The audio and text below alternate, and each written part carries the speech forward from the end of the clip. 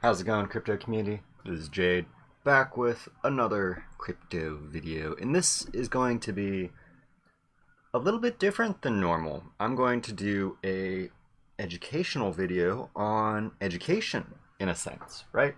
The purpose of this video is to help you identify where you are on the Dunning-Kruger effect.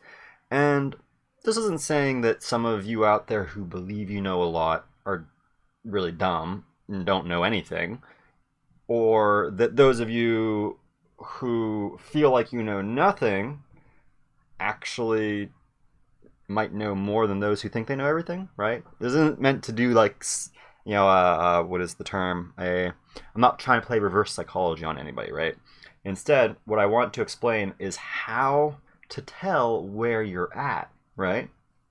So when you start learning about anything new that you become obsessed with, you're going to really quickly feel confident that you understand what it is when you start talking with people about this new thing you're obsessed with and you realize nobody knows anything about this thing. So you start to think, I must be one of the most well-informed people in the world on this because nobody else knows as much about it as I do. I'm the smartest person ever. Well, everybody that's actually spent their time like really getting to know this thing, they're not nearly as confident. They have confidence because they've spent a long time really trying to understand what this thing that you've just suddenly found exists, right? In this case, crypto, right?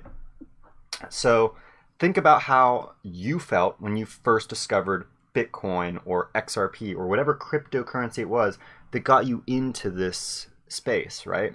Think about that. Think of how you felt when everybody around you didn't understand this thing that you really thought you understood, right?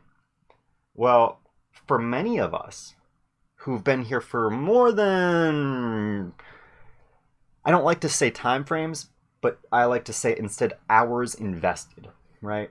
There's this old narrative that 10,000 hours is how long it takes to become a master at something, right?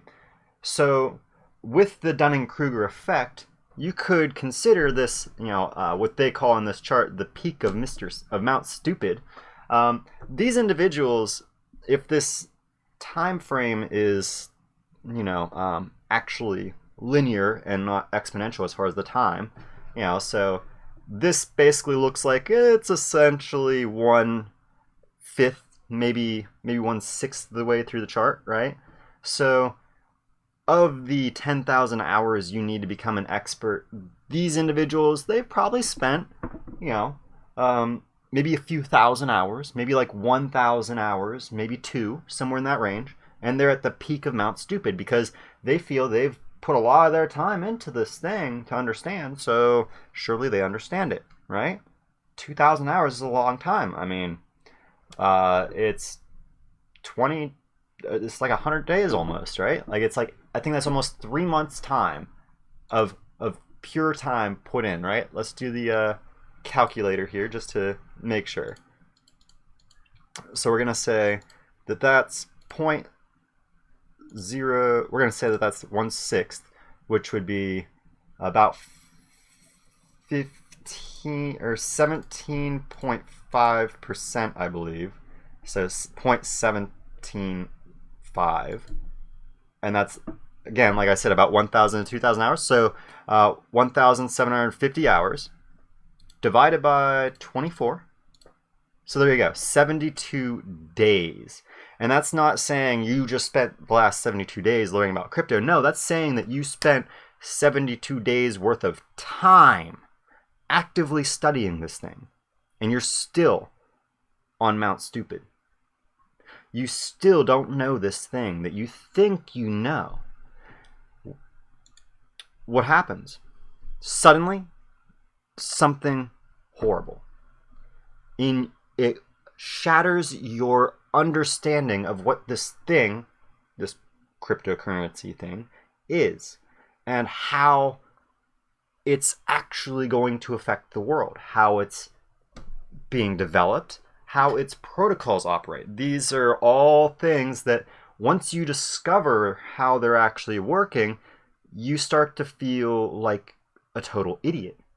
Not because you're an idiot, but because you realize now there are all these intricate systems that you have no idea how operate, right? You don't know the difference between a Merkle tree and, SHA-256 algorithm. You don't even know what these things are. You've heard them, but you haven't gone and looked at them to figure out, okay, what's the difference between a blockchain and a chain tree, like what a Merkle tree technically is, or a block tree.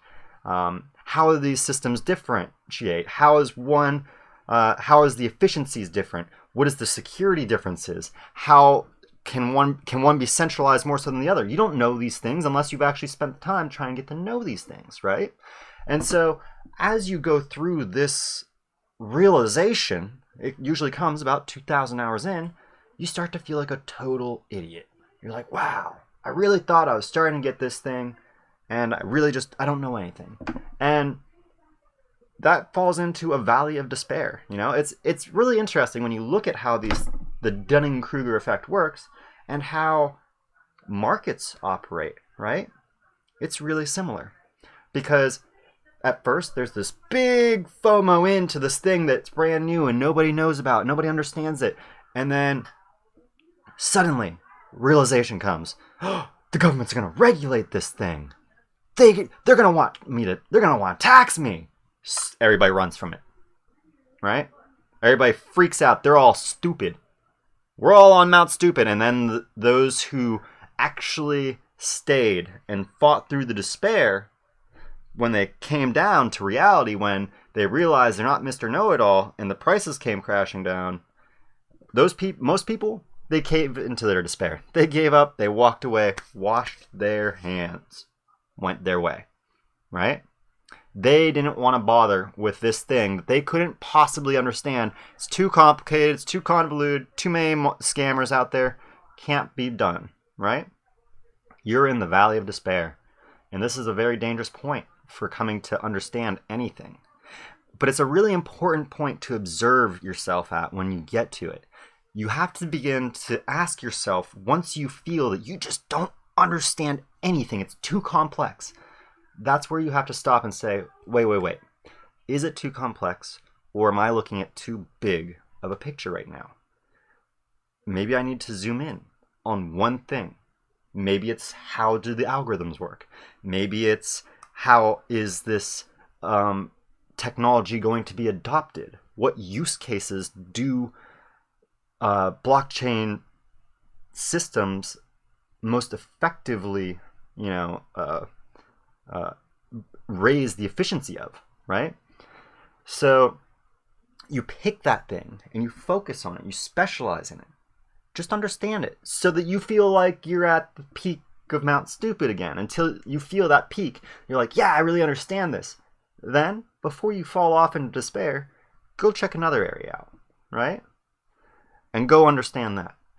And then you're going to find that there's conflicts between your things that you're learning, and so it's going to point you into a greater valley of despair, right? But this valley is actually not a valley. Instead, what you are doing is, for the overall blockchain ecosystem, you're climbing now this slope of enlightenment. And what the slope of enlightenment is where you are now becoming a specialist in certain areas of this greater topic. And what happens is you stop being highly confident in anything you understand, because you understand the greater scope of things to be able to say, well, this is true. This one specific thing, very good stuff is coming from this. It's really sharp, really, really on point. But it doesn't address this thing, in this other aspect of the space. In the greater scheme, the bigger picture of things, this one thing, you've got a card over here, but, it's not laying up against the card that's on the other side. You have to build your house of cards over to that other one, right?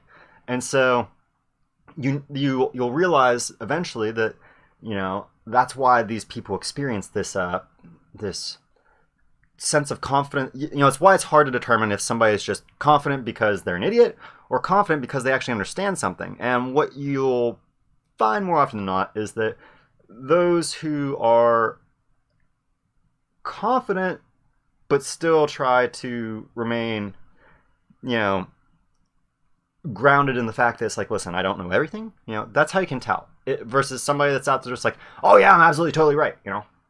I mean, we're all guilty of it to some degree with certain things. That's why I went into the topic on here about once you hit that valley of despair and you start specializing in certain areas, as you specialize, those are brand new Dunning-Kruger curves, right? In each one of those specialized smaller areas.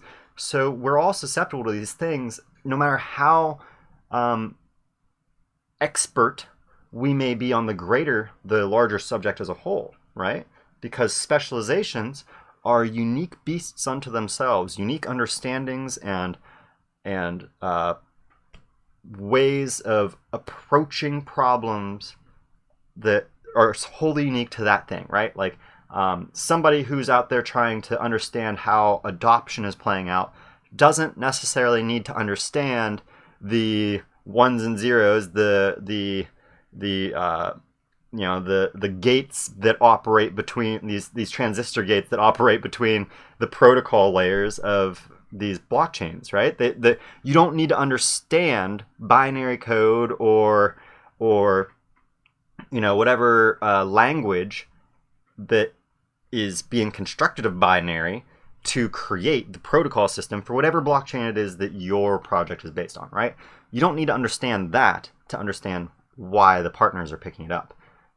As long as you understand the basics of the tech and understand why that tech is bringing value to certain individuals, then you can say, okay, well, these individuals are finding value in it because of this, that, and the other.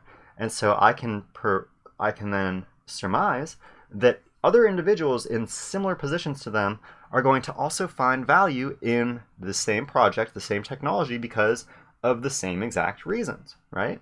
Or at least by and large the same reasons as to why this project will be adopted. In Ripple's case, it's faster, it's cheaper, it's more environmentally friendly, and it's already got a really high liquidity value and has seen adoption from MoneyGram. And now we're seeing multiple financial institutions around the world coming out saying, yeah, we're going on the XRPTip, yeah, we're probably going to hold XRP, right?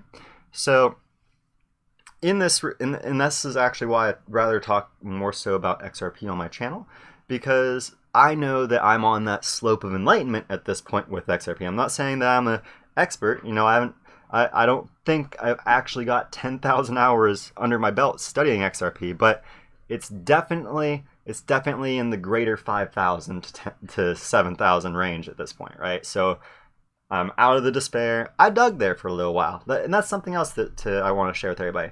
If you've ever felt like a total freaking idiot when it comes to crypto, like you felt like you knew everything and then you suddenly realized you knew nothing, Jon Snow, right? If you had your Jon Snow moment, then you know that you're on the slope of enlightenment. That's what's important, right? From the valley of despair up to this dot, that is enlightenment. That is the slow burning progress, and it's hard. It takes a lot of time and effort to understand all this stuff. I get it. But here's the thing. You will never make a smart financial choice in your life by investing in something that you don't understand. That's not intelligent, and that's why I always encourage everybody who listens to my channel to do your own research. I know that many of you are confident, and I get a lot of praise from a lot of people out there as far as how much I know, but it's simply because I've been here for quite a while now. But there are so many people out there that know way, way more than me, that are way more knowledgeable in this space, and they should not be, you should not discard their value just because you enjoy my content. And you should always do your own research because, again, I am fallible just like anybody else. And just because I may be on that slope to enlightenment, that doesn't mean that there are not still massive gaps in my understanding of this space. And so for your own best interest, that is why I say I'm not a financial advisor. Please do your own research. I appreciate everybody who watches all my content and regularly, contacts me to share their views, negative or otherwise. I do enjoy engaging with people who have legitimate issues, but there are a lot of trolls too, so it's hard to balance out. But ultimately, I do appreciate each and every one of you. I hope you've found this not crypto video enlightening and helpful to some degree in understanding. Maybe you're new to the space. Maybe you really think you understand.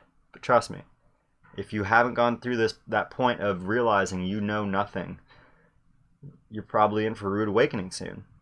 But the beauty of this is that just like everybody else who's put their time in, after you realize you know nothing, you'll be able to really start realizing how much more you know than everybody else. And that's where the slope of enlightenment comes in, right? Because it's not saying, I know more than you because it's an ego trip. It's saying, no, I know more because I've put in the effort to understand. And the reason I know more is because I understand how much I don't know and how much that person who thinks they know everything really doesn't know, right? And that's what real enlightenment is the ability to detract yourself from your understanding of whatever the subject is and be able to then infer the degree of understanding somebody else has in that space, right? And it might not be the most beautiful or attractive realization when you realize how many people are far more enlightened than you are in the space, but at the same time, it's humbling and rewarding in and of itself, right? So, as always, thank you once again for everybody who's tuned in this far. If you are new to my content, be sure to hit that subscribe button and go check out some of my crypto-related content. This is just meant simply as a sociological educational video to help people understand how we operate, and the interesting overlay between this and the market as far as the market cycle, how a trend plays out, is also really interesting, right? I hope some people enjoyed that. At any rate, if you are not new, be sure to hit that like button so that this can get promoted in the algorithms and we can enlighten a lot of new people who are coming to the space so that they can be brought down to reality before reality, brings them down, right? So, as always, I've been Jade. You've been watching The Martian Report, and I can't wait to see all of you in my next video on Mars.